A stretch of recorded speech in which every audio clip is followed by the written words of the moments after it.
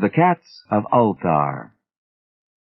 It is said that in Ulthar, which lies beyond the river sky, no man may kill a cat. And this I can verily believe as I gaze upon him who sitteth purring before the fire. For the cat is cryptic, and close to strange things which men cannot see. He is the soul of antique Egyptus, and bearer of tales from forgotten cities in Meroe and Ophir. He is the kin of the jungle's lords, and heir to the secrets of hoary and sinister Africa. The Sphinx is his cousin, and he speaks her language. But he is more ancient than the Sphinx, and remembers that which she hath forgotten. In Ulthar, before ever the burgesses forbade the killing of cats, there dwelt an old cotter and his wife, who delighted to trap and slay the cats of their neighbors. Why they did this I know not, save that many hate the voice of the cat in the night, and take it ill that cats should run stealthily about yards and gardens at twilight. But whatever the reason, this old man and woman took pleasure in trapping and slaying every cat which came near to their hovel. And from some of the sounds heard after dark, many villagers fancied that the manner of slaying was exceedingly peculiar. But the villagers did not discuss such things with the old man and his wife. Because of the habitual expression on the withered faces of the two, and because their cottage was so small and so darkly hidden under spreading oaks at the back of a neglected yard. In truth, much as the owners of cats hated these odd folk, they feared them more, and instead of berating them as brutal assassins, merely took care that no cherished pet or mouser should stray toward the remote hovel under the dark trees. When through some unavoidable oversight a cat was missed, and sounds heard after dark, the loser would lament impotently, or console himself by thanking fate that it was not one of his children who had thus vanished.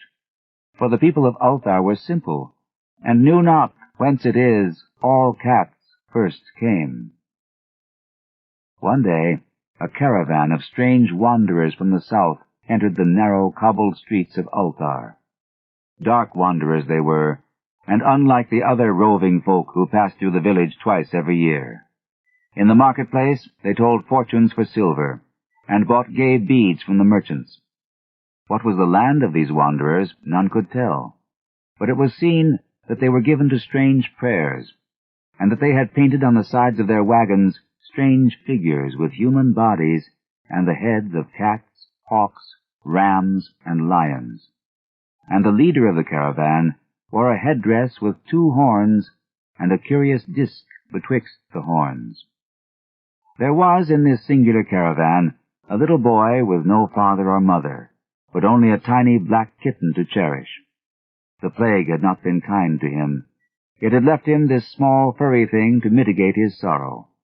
And when one is very young, one can find great relief in the lively antics of a black kitten. So the boy whom the dark people called Menes smiled more often than he wept, as he sate playing with his graceful kitten on the steps of an oddly painted wagon. On the 3rd morning of the wanderer's stay in Ulthar, Menes could not find his kitten, and as he sobbed aloud in the marketplace, certain villagers told him of the old man and his wife, and of sounds heard in the night. And when he heard these things, his sobbing gave place to meditation, and finally to prayer. He stretched out his arms toward the sun, and prayed in a tongue no villager could understand, though indeed the villagers did not try very hard to understand, since their attention was mostly taken up by the sky, and the odd shapes the clouds were assuming. It was very peculiar, but as the little boy uttered his petition, there seemed to form overhead the shadowy, nebulous figures of exotic things, of hybrid creatures crowned with horn-flanked discs. Nature is full of such illusions to impress the imaginative. End of Side 3. To continue, turn the cassette over. Side 4. Dagon and Other Macabre Tales by H.P. Lovecraft. Continuing with The Cats of Ulthar on page 57. That night, the wanderers left Ulthar and were never seen again. and the householders were troubled when they noticed that in all the village there was not a cat to be found. From each hearth the familiar cat had vanished.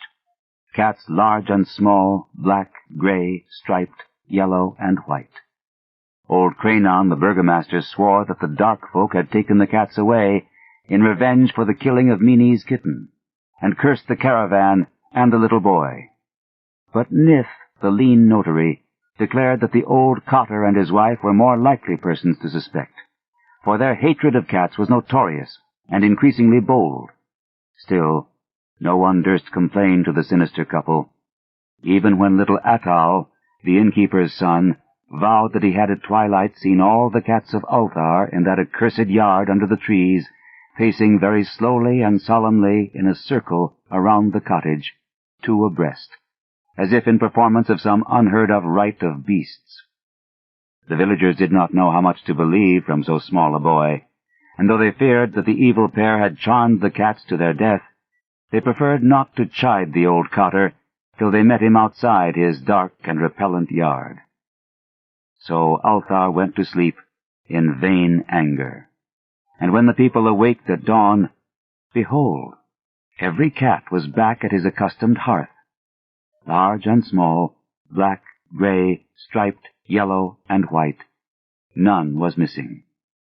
Very sleek and fat did the cats appear, and sonorous with purring content.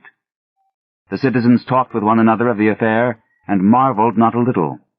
Old Cranon again insisted that it was the dark folk who had taken them, since cats did not return alive from the cottage of the ancient man and his wife. But all agreed on one thing, that the refusal of all the cats to eat their portions of meat or drink their saucers of milk was exceedingly curious. And for 2 whole days the sleek, lazy cats of Ulthar would touch no food, but only doze by the fire or in the sun. It was fully a week before the villagers noticed that no lights were appearing at dusk in the windows of the cottage under the trees. Then the lean Nith remarked that no one had seen the old man or his wife since the night the cats were away. In another week, the burgomaster decided to overcome his fears and call at the strangely silent dwelling as a matter of duty, though in so doing he was careful to take with him Shang the blacksmith and Thull the cutter of stone as witnesses.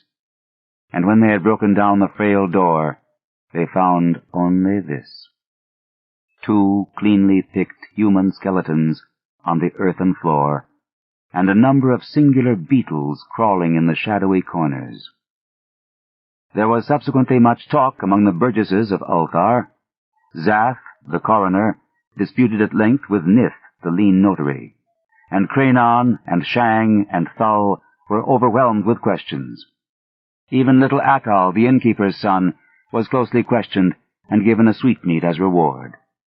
They talked of the old cotter and his wife, of the caravan of dark wanderers, of small Meanies and his black kitten, of the prayer of Meanies and of the sky during that prayer, of the doings of the cats on the night the caravan left, and of what was later found in the cottage under the dark trees in the repellent yard. And in the end, the burgesses passed that remarkable law which is told of by traders in Hatheg and discussed by travelers in Near, namely, that in Ulthar no man may kill a cat.